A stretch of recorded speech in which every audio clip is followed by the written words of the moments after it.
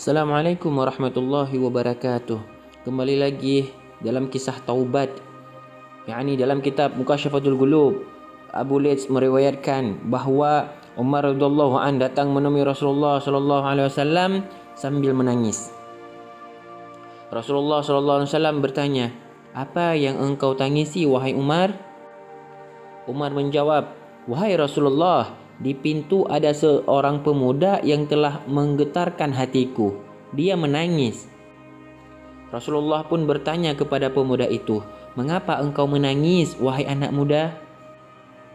Anak muda itu menjawab, "Aku menangisi banyaknya dosa dan aku takut terhadap murka Tuhan kepadaku." "Apa engkau menyekutukan Allah?" "Tidak." "Atau engkau membunuh seseorang?" "Tidak." "Allah mengampunimu walaupun dosamu sebesar 7 langit, 7 bumi dan 7 gunung." "Ya Rasulullah, dosaku lebih besar dari itu." "Dosaku lebih besar, wahai Rasulullah. Lebih besar mana dosamu atau arash?" "Dosaku lebih besar, wahai Rasulullah. Lebih besar mana dosamu atau rahmat Tuhanmu, ampunan Tuhanmu?" Ya, Allah maha besar dan maha agung. Tidak ada yang mengampuni dosamu yang besar kecuali Tuhan yang maha besar." Kemudian Nabi SAW berkata kepadanya, "Beritahukan kepadaku apa dosamu itu. Aku malu kepada engkau, wahai Rasulullah."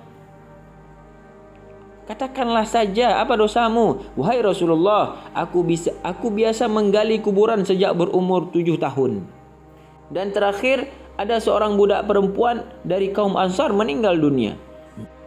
Lalu aku menggali kuburannya dan mengambil kain kafannya. Baru saja aku beranjak beberapa langkah dari tempat itu, setan menggodaku. Aku kembali dan menyetubuhi mayat itu. Namun belum lagi jauh aku berjalan dari tempat itu, tiba-tiba budak perempuan itu berdiri dan berkata, 'Celakalah engkau, wahai anak muda. Tidaklah engkau malu kepada Al-Hakim, yakni Allah yang mengambil tebusan untuk orang yang teraniaya dari orang zalim? Engkau tinggalkan aku dalam keadaan telanjang di tengah kumpulan orang-orang mati, dan engkau menghadirkan aku di hadapan Allah Azza wa Jalla dalam keadaan junub.'" Rasulullah SAW terkejut mendengar pengakuan anak muda itu, lalu berpaling darinya. Beliau berkata, "Wahai anak fasik, engkau pantas masuk neraka." Anak muda itu meninggalkan Rasulullah SAW dan bertobat kepada Allah Subhanahu Wa Taala selama 40 malam. Setelah berlalu 40 malam,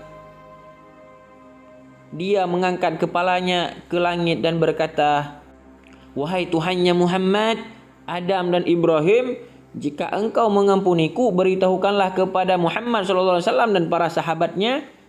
Jika tidak, kirimkanlah kepadaku api dari langit, lalu bakarlah aku dengannya. Namun selamatkanlah aku dari siksa akhirat." Lalu Jibril alaihissalam datang kepada Nabi SAW dan berkata, "Wahai Muhammad, Tuhanmu menyampaikan salam kepadamu dan mengatakan kepadamu, engkau telah menciptakan manusia."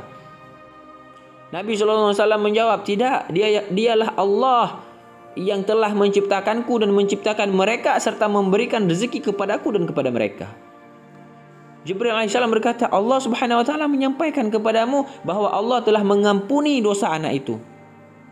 Kemudian Nabi SAW memanggil anak muda itu dan menyampaikan kabar gembira bahwa Allah Subhanahu Wa Taala telah mengampuninya.